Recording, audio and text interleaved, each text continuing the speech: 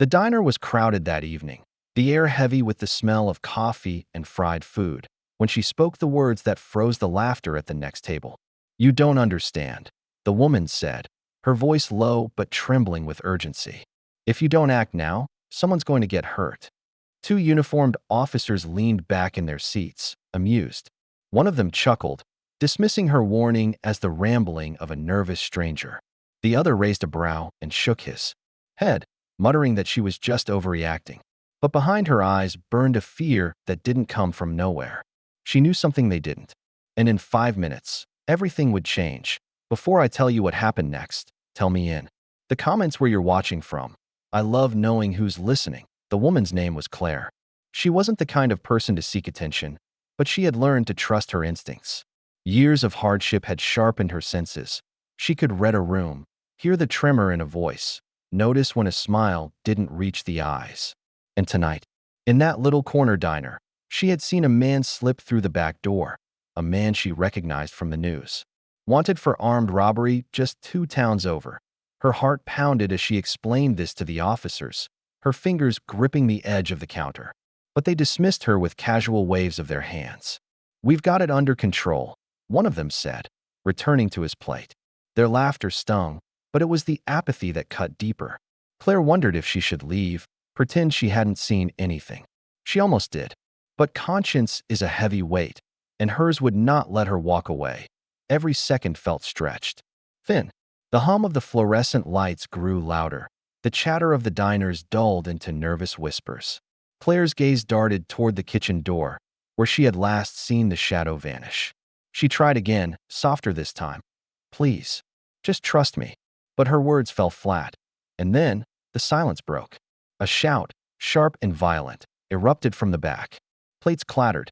The robber, mask half pulled, eyes wide and desperate, burst into the diner wielding a gun. Gasps rippled through the crowd. Mothers pulled children close. And the two officers, who had laughed only moments before, suddenly rose, their chairs scraping the floor in unison that Claire's warning had been real. Now, the diner was a battleground. The man's hands shook as he demanded cash, his voice frantic, unsteady. The officers froze, torn between reaching for their holsters and risking the lives of everyone inside. Claire could see it in their eyes, the fear, the hesitation, the guilt for not believing her. For a heartbeat, the entire diner seemed to hold its breath. Then Claire moved. Not recklessly, but with the quiet courage born of desperation. She whispered to the officer nearest her, telling him the robber's attention was on the cashier, his weapon wavering.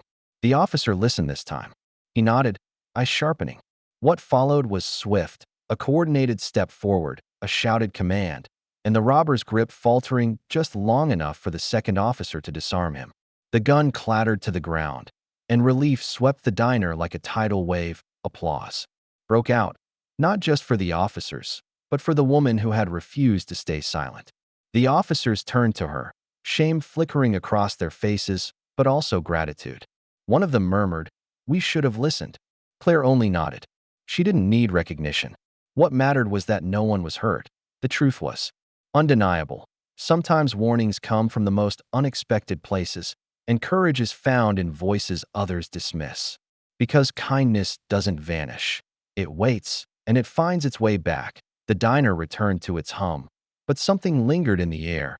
A respect born of fear turned into trust, of laughter turned into humility. Claire left quietly that night, but the memory of her words would not fade. She had warned them once, and though they had laughed, she proved that sometimes the difference between tragedy and salvation rests in the courage to speak. If this story moved you, share your thoughts in the comments. And don't forget to subscribe for more stories that remind us how fragile and how powerful a single moment can be.